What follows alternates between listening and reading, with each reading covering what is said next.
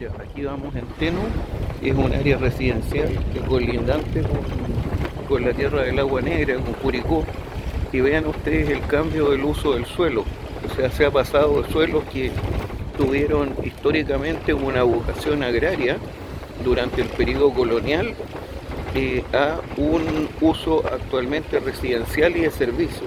Es decir, en estas localidades, por ejemplo, en Teno, en Romeral, en Molina, vive mucha gente que primitivamente eh, prestaba servicio en la ciudad de Curicó o trabajaba en el mundo del agro, por ejemplo, en la fábrica de fideos Suazo, en la empresa de don José Soler, en Soler Fruit, en Agrosi, en fin, también en los vinos, en los vinos Lautaro, en fin, etcétera, etcétera. Entonces se ve cómo el terreno pasa de antiguas haciendas durante el periodo colonial a fundos durante el siglo XIX y posteriormente al comienzo del siglo XX se mantienen los fondos y después durante el gobierno de Frey viene la reforma agraria con todos los efectos que eso tuvo en muchas comunidades rurales, porque a la gente se le prometieron cosas que jamás fueron cumplidas y más aún nunca hubo una capacitación adecuada en lo complejo que es el mundo agrario, en el mundo veterinario y en el mundo forestal. Que históricamente es un ámbito muy complejo y hoy día es muy científico y muy tecnológico. Así que hoy día podemos ver como consecuencia de todo este fenómeno que un alto porcentaje de habitantes de la región del Maule, por mejores perspectivas económicas, está migrando, por ejemplo, a la región metropolitana de Santiago. Muchos jóvenes procedentes de escuelas técnicas o de liceos técnicos también optan por la carrera militar, es decir, se van a las escuelas de especialidades de la Fuerza Aérea de Chile, del Ejército, a la escuela de suboficiales, o se van a la escuela de grumete y hacen carrera en la Armada, desde marineros hasta suboficiales, porque tienen más perspectivas económicas y de estabilidad.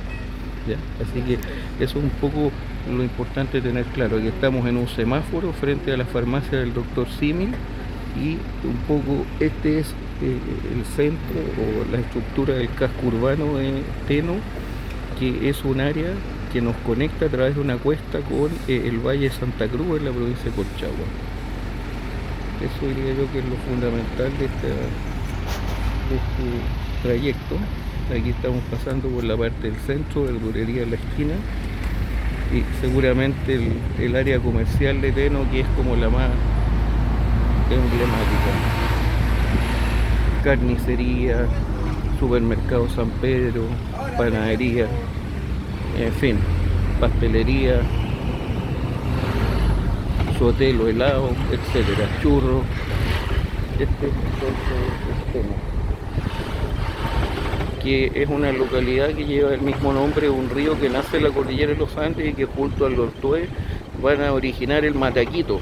Y el Mataquito desemboca eh, al sur de Bichuquén, en el Océano Pacífico y obviamente al norte del río Maule, en la séptima región. Aquí hay otros supermercados, iglesias, en fin, de todo un poco, distribuidora, delivery, sushi. Se ha metido en todas partes de nuestro país la comida chatarra. Lamentablemente ahí se veía un artesano de las escobas y esos son los oficios que hay que rescatar. Aquí, por ejemplo, así como pasa en Curicó, que una peluquería emblemática es la peluquería Tutuquén, ahí en la calle Montt, donde el dueño lleva más de 56 años cortando el pelo. Acá en todas estas localidades existen maestros fabricantes de escoba, artesanos, y antiguamente también había maestros mimbreros. Ya, ahora hacia mi izquierda, es decir, hacia el oeste, vamos a ver las estribaciones de la cordillera de la costa, que como ustedes ven está bastante erosionada. Es una cordillera del Precámbrico, es decir, tiene un promedio de 270 a 350 millones de años, por eso es más baja que la cordillera de los Andes. Y también en estas áreas, colindantes con el curso medio del río Teno, tenemos áreas de ceniza volcánica, como el sector de los Cerrillos de Teno. Y esas cenizas volcánicas se explican por las erupciones del volcán Planchón y el volcán Peterúa a fines del terciario, es decir, hace 70 millones de años. Ahora, la cordillera de la costa, como ustedes saben, en la región del Maule y en parte de la sexta región también tiene dos brazos. Tiene un brazo que se acerca hacia la depresión intermedia y hay otro brazo que se acerca hacia el océano. Este es el brazo próximo a la depresión intermedia, que está muy desgastado por la erosión. Ha desaparecido gran parte del bosque de hoja dura, es decir, el péumo, sobre todo el boldo, el litre, el quillay y el espino. Y lo que vemos aquí en primer plano en la ruta es la parcelación. Hay horticultura, más que nada frutales, también cítricos, sandía, producción de sandía, durazno, trigo, en fin, alcayota, varias cosas que también dan origen a la industria de la mermelada artesanal.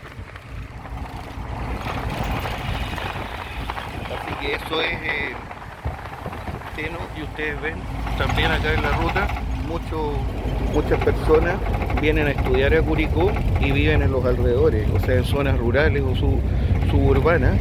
Entonces el sacrificio de todos estos jóvenes es gigante, porque ellos tienen que viajar todos los días, con toda la pérdida de tiempo que eso implica, desde localidades rurales hacia la ciudad de Curicó, donde están los establecimientos educacionales. Mucha gente viaja, por ejemplo, de Molina, de Gualañé, de Rauco, de todo el sector de Romeral, incluso de Los Queñes, hacia las ciudades capital de provincia, en este caso hacia Curicó. Ya, aquí entramos a un ambiente un poquito menos intervenido. Igual hay sauce, que es una especie exótica, hay aroma australiano, hay mucha zarzamora, igual que lo que vimos en el sector de Romeral, ya, de la Huayquilla. Y aquí vemos también algunos espinos, la Acacia cavenia, que es una especie propia de la depresión intermedia, que está adaptada a los cambios de temperatura. Ya vale decir, a altas temperaturas en el día y en época de invierno a baja temperatura. Así que eso es lo medular de este paisaje. Al fondo, fíjense usted, ahí la estepa de Espinales, y al fondo se ve el volcán Peterúa, si no me equivoco, por un lado, y también el Tinguiririca. El Planchón, que está al fondo, allá a mano derecha, ese es el planchón interior de Curicó. Y este sector más aplanado que hay acá, que queda al interior de San Fernando, es una reserva ecológica que se llama Alto Huemul. Eso queda al sur de las sierras de Bellavista.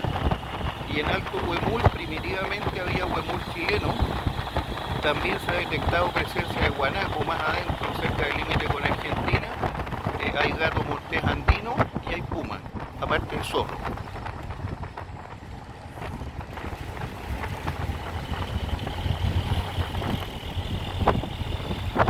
Ahí está entonces, y fíjense ustedes los terrenos también donde se ha trabajado seguramente con producción de trigo, de maíz, en fin, alfalfa, lo propio del mundo del agro. Algunos tranques ahí, los espinos, como le digo, combinados con la zarzamora, muy poco bosque esclerófilo, solamente espinales, eucalipto, y hacia las estribaciones de este cordón costero ya se empieza a ver el matorral esclerófilo. Es decir, si nosotros hiciéramos un catastro, ahí vamos a encontrar péumo, litre y quillay, esencialmente esas tres especies, porque el boldo es de ambientes más húmedos, igual que la patagua, ¿ya? Ahora, en estos ambientes, desde el punto de vista zoológico, ¿qué especies podemos encontrar? Al hurón, uquique, galistris coca, al chingue común, al gato colo colo, o gato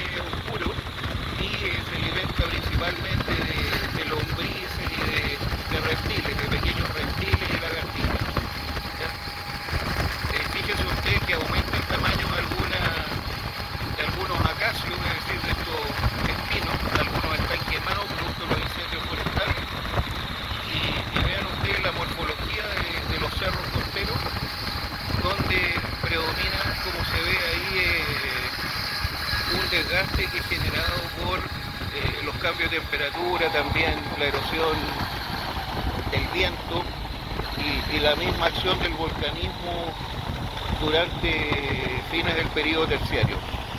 Ahí hay un fondo de quebrada. Generalmente en estas quebradas primitivamente habitaba bastante, había harto león, pero el puma prácticamente en esta zona está extinguido. Del único lugar donde yo tengo antecedentes que hay puma en esta parte es como el límite entre la séptima y octava región, o sea, séptima y sexta región, es en el alto de los Tricahues y en los altos del Lolol, pero son ejemplares muy escasos. Yo estimo que a lo más debe haber una población de unos 6 a 8 pumas a lo más, en un radio de superficie que es muy extenso, que va desde Gualañé hasta prácticamente el sector de, yo diría, de Marchihue. En ese espacio geográfico la población de pumas es muy escasa, pero hay, que son, digamos, habitantes de acá de la cordillera de la costa. Fíjense ustedes, ahí hay quillay, hay peumo y hay algunos litres. Ahí se ve el litre que es más opaco, mezclado también con acacia cavenia, con espino. ¿Ya? Es una cuesta, esta es la cuesta de Teno, en el fondo es una serranía de la cordillera de la costa que separa la localidad de Teno, contigua al río, y el valle de Colchagua, por ende la ciudad de Santa Cruz, que es una ciudad ya de la sexta región, y que tiene una vocación comercial, agroindustrial, muy modesta, así, vinícola y de servicios para todo el hinterland, es decir, para toda la gente que vive en Lolol, en San Pedro de Alcántara, en Paredones. Toda esa gente se moviliza a diario hacia Santa Cruz, el Valle de Santa Cruz, que el nombre en estricto rigor es Santa Cruz de Paniahue. Ese es el nombre de la localidad, pero la gente dice Santa Cruz. Por eso cuando uno antes de llegar a Santa Cruz viniendo de San Fernando, se fija que hay un pueblito que se llama Paniahue. Por eso el nombre de la localidad es Santa Cruz de Paniahue. Ya, ahí tenemos bosque esclerófilo, bosque nativo, y tenemos también los manchones amarillos, una fuerte dosis de erosión producto de la tala del bosque nativo por el hombre. ¿Ya? De ahí vamos a continuar porque hay mucho movimiento en la ruta. Ahí el camino es bastante intrincado, tiene alta cuesta, alta curva como ustedes se fijan, y también hay sectores donde las empresas seguramente constructoras han sacado algún mineral o han sacado árido en algún momento. ¿Ya? El clima, como todos sabemos, es templado mediterráneo de costa occidental. Significa que la pluviosidad se concentra entre el mes de mayo y agosto, pero en las últimas décadas ha disminuido muchísimo. Ya, ahí en la parte alta arriba, en esas estribaciones, sobrevive algo de bosque de hoja dura, se ve harto boldo, veo también harto quillay y peumo, y en primer plano la acacia cavenia, lo cual recomienda que en esta zona pudiera haber un parque nacional que proteja, ojalá, los espinales, las estepas espinales de la cordillera de la costa. Se fijan ustedes que es un área muy parecida a lo que es el estado de California en Estados Unidos. Es un ecosistema bastante parecido, aun cuando allá el clima es bastante más marcado que acá. Y ellos tienen especies de fauna parecidas a las nuestras, como por ejemplo el león, que acá nosotros lo conocemos como puma, ¿ya? El león americano. Él vive generalmente en esos riscos. Pero en esta parte, como decía yo, muy escaso, donde sí es abundante, es al interior de Los Queñes, ahí en una parte que se llama Quebrada de Leighton, que queda pasado Los Queñes yendo por el Paso Vergara hacia Argentina.